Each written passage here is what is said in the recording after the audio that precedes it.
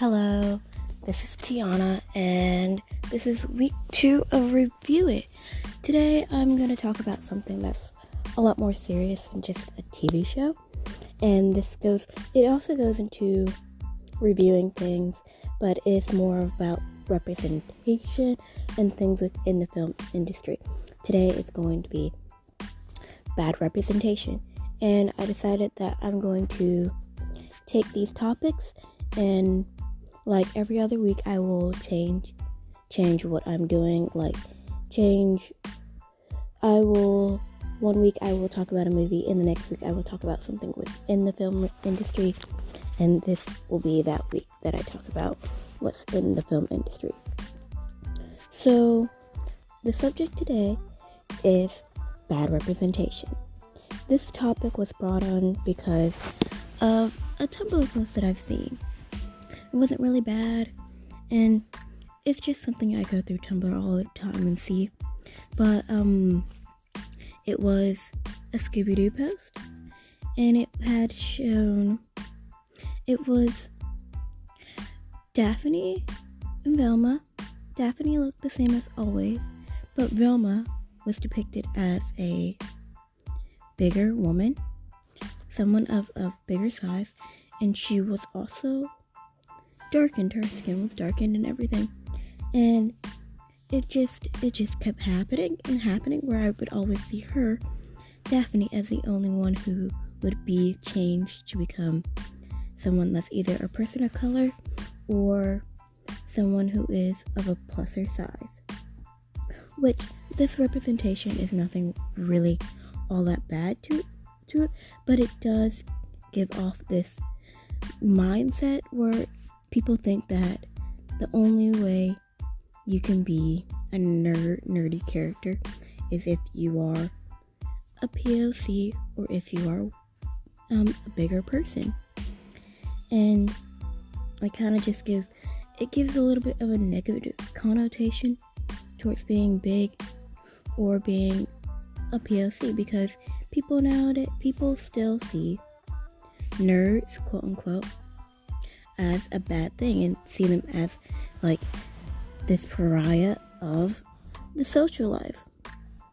And then another thing I also saw was them constantly making characters from shows like The Grim Adventures of Billy and Mandy into a Mandy as a bigger person, while Billy was still considered skinny and he was generally a hot, I guess. But Mandy was always depicted as a bigger person a lot. And it's just like, it felt kind of insulting, and I'm not even someone who is a plus size. And I don't know if you guys think this is good representation, but Mandy isn't exactly a good character. So that's why I saw it as more of a way that's demonizing bigger people, since she is considered by everyone in the show a bad person and like a demon majority of the time. And I don't like that kind of representation for plus size people, because they are not solely either demons or nerdy people. And it actually goes into my bigger examples of like Disney. Disney has a constant theme of making their villains into either really, really skinny people or or big people. Usually those bigger people are seen as people of color a lot of the time. Like, for example, Ursula, and she was even kind of confirmed to be black with the play and the movie Disney Descendants by using China Anne McClain as her direct descendant as her daughter. So they kind of made it confirm that she is a black woman and that she is seen as a plus size black woman, which she's kind of demonized as that, because, of how they see her, even with Queen Latifah playing her. It just seems like they're like, older black woman, this is bad. And you can even combat it with the mammy trope of older black woman is a good housewife, good house slave. Or you can even talk about the magical Negro trope, which I know not a lot of people like it, and it's not seen that much. As far as I can tell, I don't watch a lot of TV shows anymore, but I know it was played at really big time within the Vampire Diaries with Bonnie Bennett, whose character was originally an Celtic witch, a druid. So she was written to be this green-eyed, red-hair girl, but was turned into a black woman who had barely any love interest until the end of the season. Most of her love interests got killed off as soon as they showed interest in her within that season. And she was always used by her friends until the point that she was used by her friends to the point that she died for them, and she would always die for them. She would never think about herself, and it was just sad. No one deserved anything like that, especially not someone who was 16 and still growing up. She had to go die for her friends over and over again. If you really loved your friends, you wouldn't want her to die for you like that, like ever. Because I don't think she deserved it. But anyways, going back into this, we go into another movie. It was another show that was going to head into this department, but I'm pretty sure it got canceled before it could even make it. And this is Heathers, the TV show. As we all know, the Heathers movie was about 3 pretty white girls who were popular and how they got killed off. But in the TV show, they made the main Heather, the red one, she was someone of a plus size nature. And then the other Heathers were black, and another one was a gay male. And as you know, what happens in that show is that Heather gets killed off by Veronica. And when they made Veronica, they still kept her as the white girl who, her and JD were still, as you know, white skinny people. And it just it gave off a vibe that it was okay for them to kill off this bigger woman because she was evil in a way. And you know, it goes on that she dreams to kill the other Heather,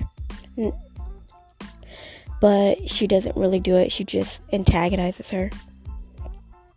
And I don't really like that because it comes off as, yeah, she's the white savior getting rid of these POC villains and saving you from them.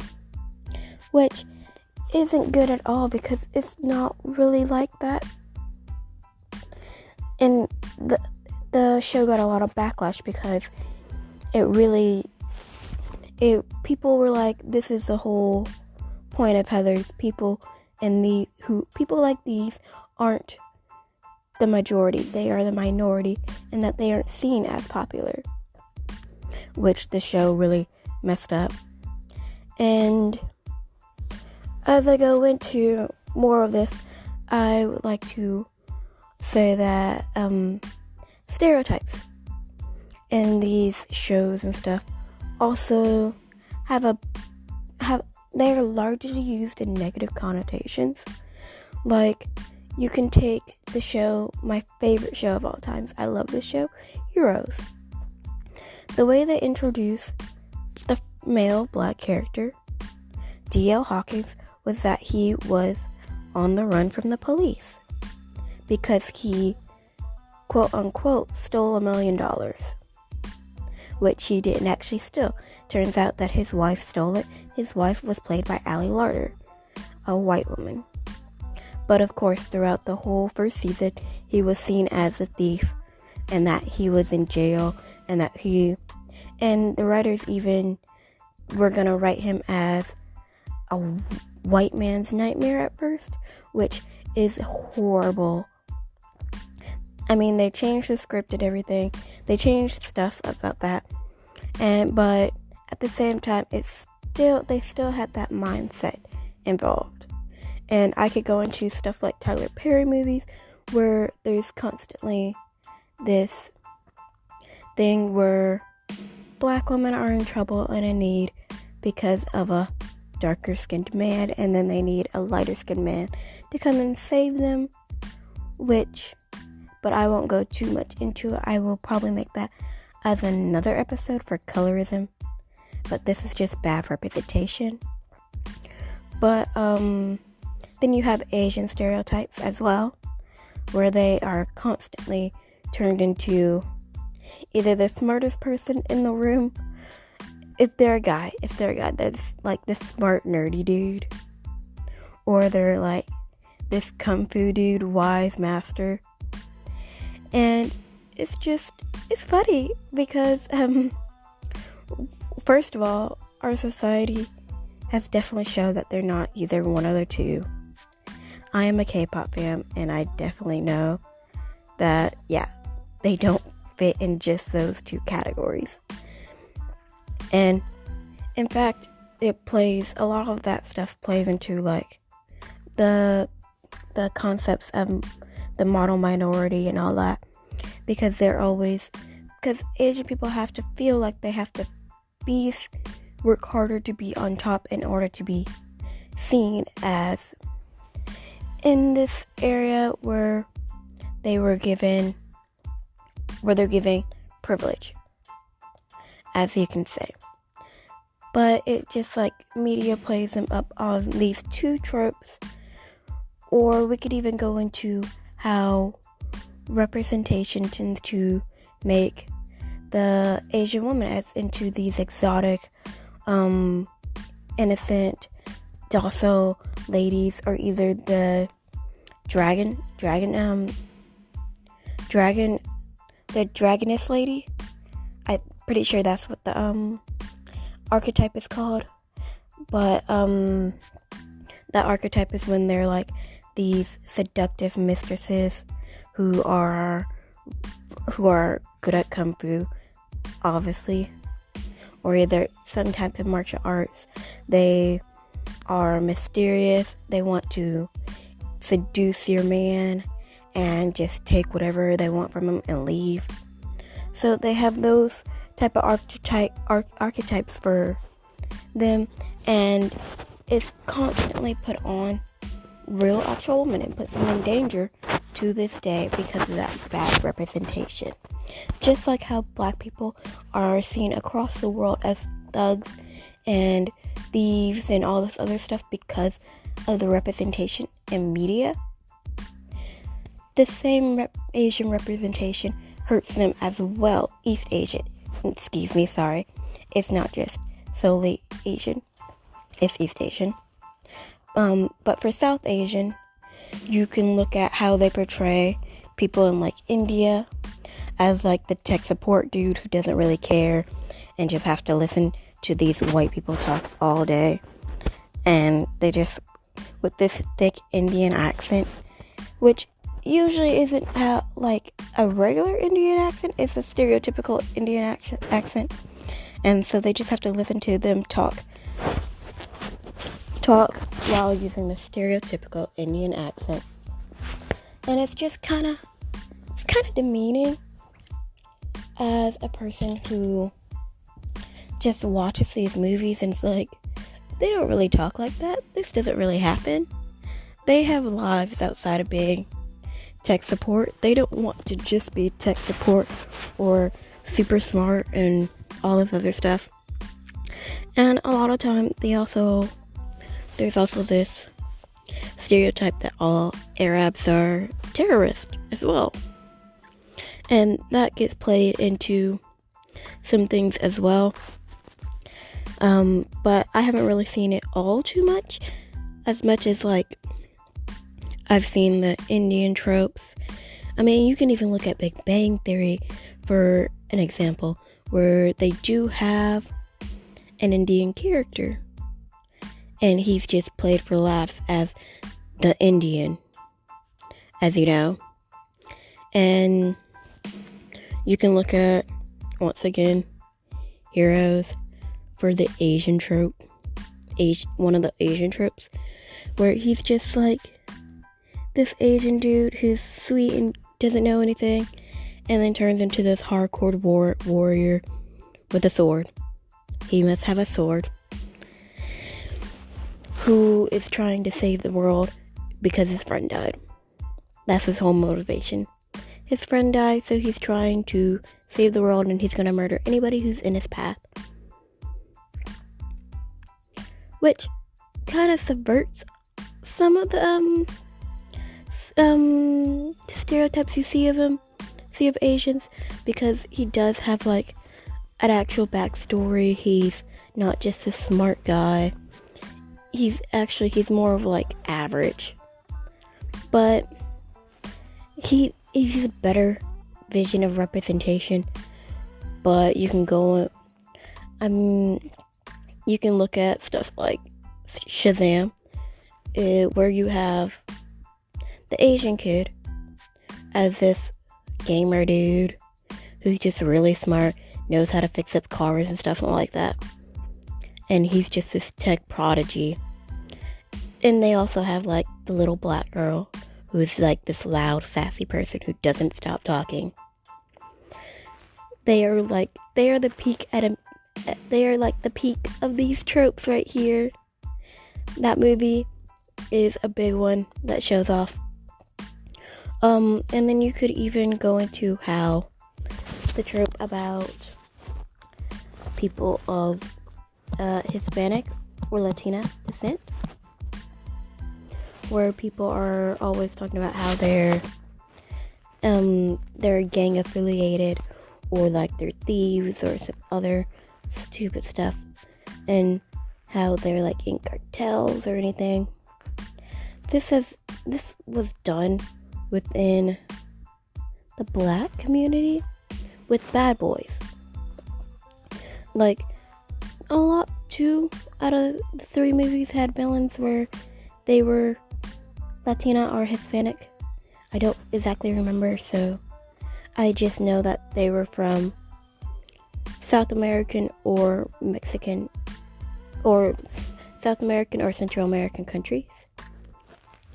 And like, one was a Bruja who was evil, trying to kill the dude, trying to kill Will Smith's character because he sold her out and she went to prison and had his baby. It was like, yeah, I'm gonna kill you for all of this stuff. Even though I was the one who she kind of helped him in a way. But at the same time, it wasn't like she knew she was going to jail or anything. So, I mean, like, but still, she plotted this 18-year plan to kill him with her child, which kind of gives off vibes that it kind of says that Hispanic/Latino people aren't good parents. It kind of gives off that kind of vibe. And, or at least Brujas anyways. And within the second movie, there was another, I'm pretty sure they were Latino or Hispanic person who was like this cartel master. Correct me if I'm wrong. I could be wrong with this. I haven't seen Bad Boys in like 2 years or so. So they could be of someone of a different descent. They could be not of Latino or Hispanic descent. But normally this is what you see. I would like to say that shows like Dear Black People was a bit more it showed a bit more representation within like people within the Black community.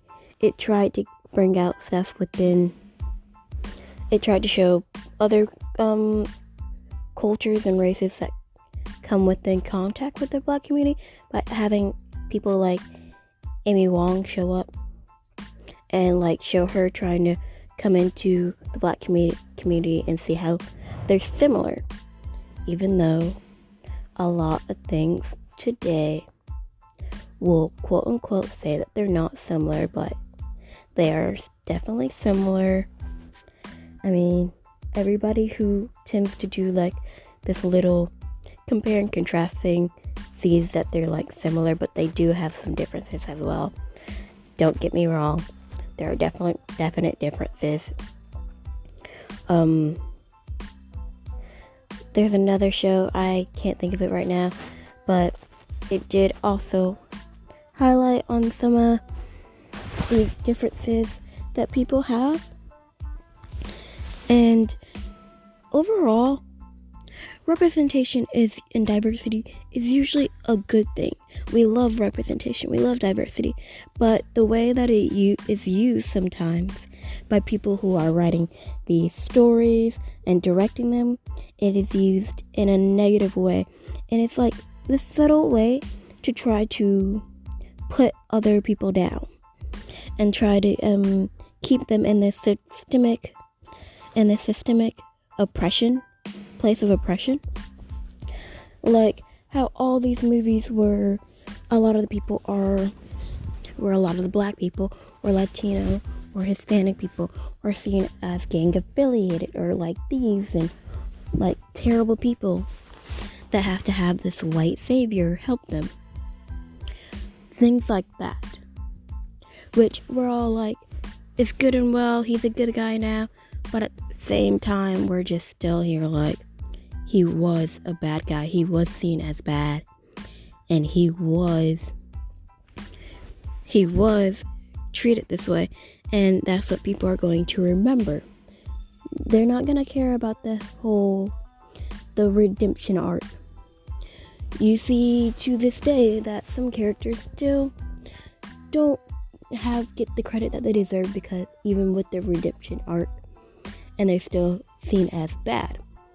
Like you have people who still take characters like, this is an animated character, by the way, Zuko. Everybody happily commends his redemption arc. We all love his redemption arc. His redemption arc was great, but at the same time, people still use the person he was before as a selling point about how he was bad and how he can't do this and that. So it doesn't matter if they do have a redemption arc or not. People will still use how the person was before the redemption arc against them. And I would just feel like a lot of the times, if it's not in like a movie that's geared towards a certain particular race, and it's in a predominantly white movie, that people will twist and turn that diversity asset to make it into a bad thing and turn it into bad representation. Oh, well, that's all for me. Thank you for listening to Review It. This was episode 2 about bad representation. Thank you, and goodbye.